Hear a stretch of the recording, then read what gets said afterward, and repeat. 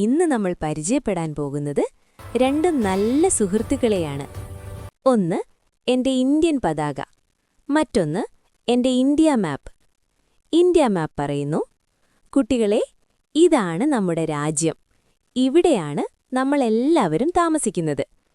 ഇപ്പോൾ പതാക ചിരിക്കുകയാണ്. ഇതാണ് നമ്മുടെ ഇന്ത്യൻ പതാക. 3 മനോഹര നിറങ്ങളാണ് പതാകയ്ക്കുള്ളത്. മുകളിൽ കുങ്കുമനിറം, നടുവിൽ വെളുപ്പ് നിറം, താഴെ പച്ചനിറം. അശോകചക്രം നമ്മുടെ ഇന്ത്യൻ പതാകയുടെ നടുവിലിരിക്കുകയാണ്. മുകളിൽ കുങ്കുമനിറം ധൈര്യവും ശക്തിയും സൂചിപ്പിക്കുന്നു. നടുവിൽ വെളുപ്പ് നിറം സത്യവും സമാധാനവും സൂചിപ്പിക്കുന്നു. വളയിലൊരു നീല അശോകചക്രം. അശോകചക്രത്തിൽ 24 ചെറിയ ആരക്കാലുകളുണ്ട്. ചക്രം എപ്പോഴും തിരിയുന്നതുപോലെയാണല്ലോ. അതുകൊണ്ട് നമ്മൾ നല്ലത് ചെയ്യണം, മുന്നോട്ടു പോകണം. നീലനിറം സത്യവും സമാധാനവും സൂചിപ്പിക്കുന്നു. താഴെ പച്ചനിറം സുഖവും സമൃദ്ധിയും സൂചിപ്പിക്കുന്നു.